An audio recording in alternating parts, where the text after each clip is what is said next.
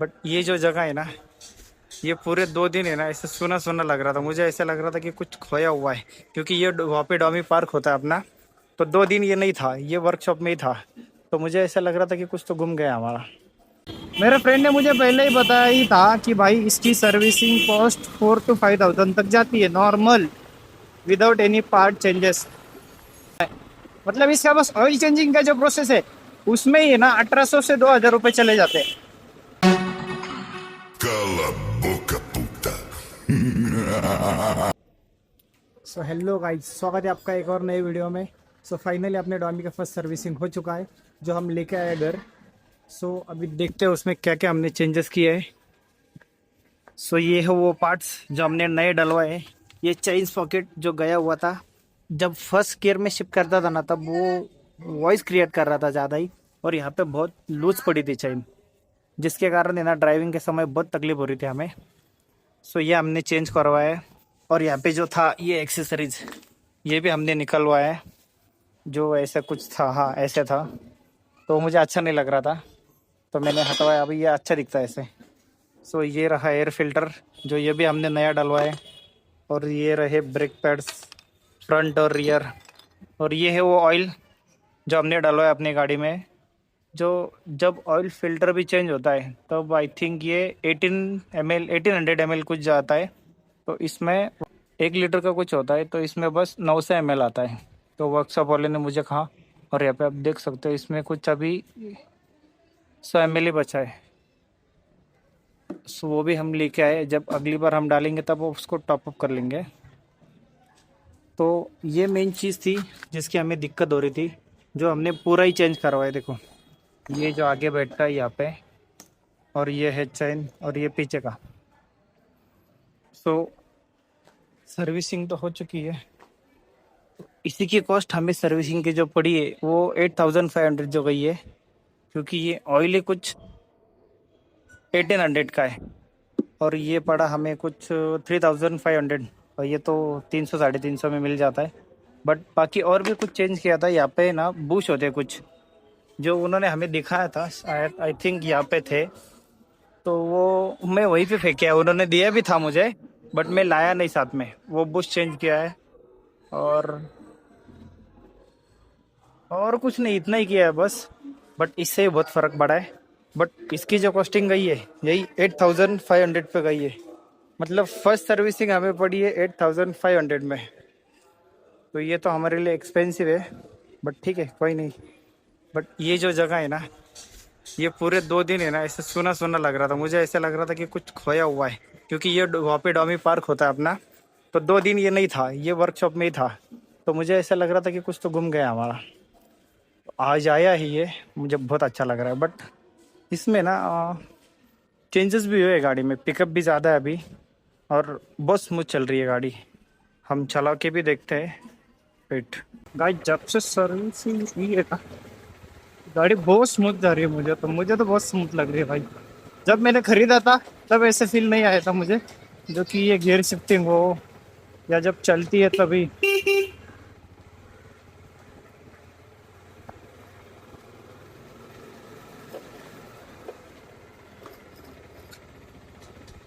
फर्क तो बहुत पड़ा है।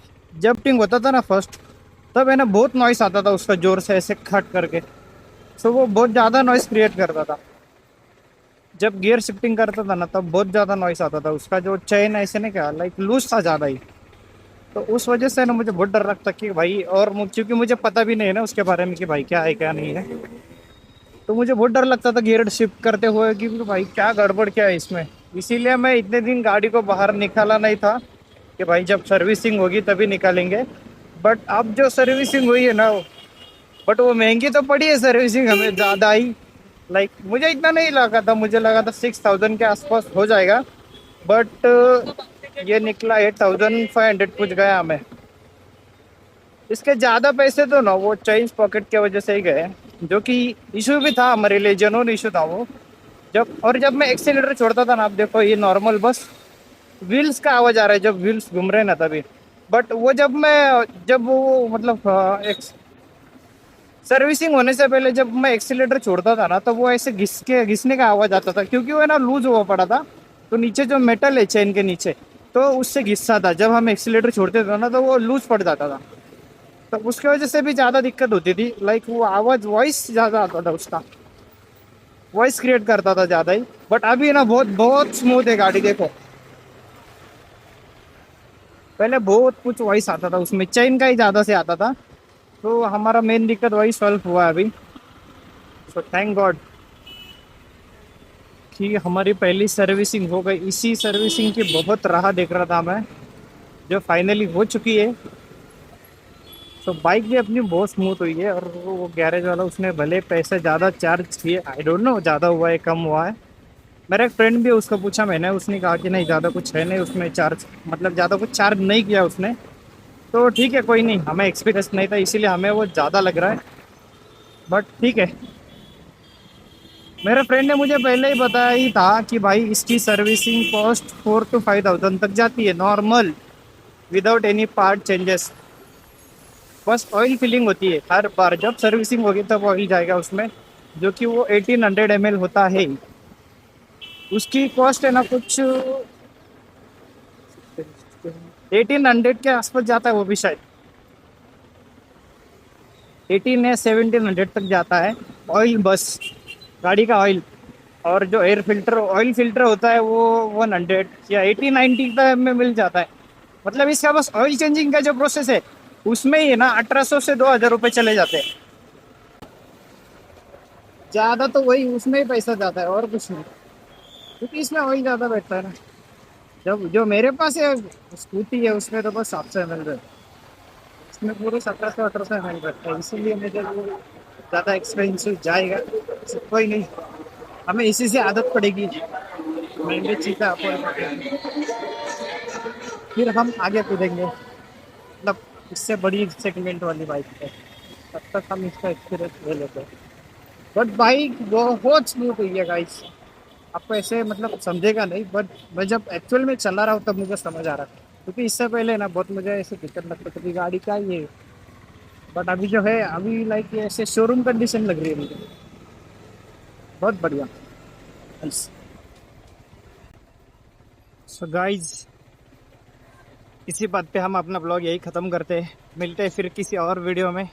So thank you so much for watching. अभी देखते हैं अभी घूमने कहाँ जाएंगे हम, वो प्लान करते हैं। मिलते हैं, बाय बाय, टेक केयर।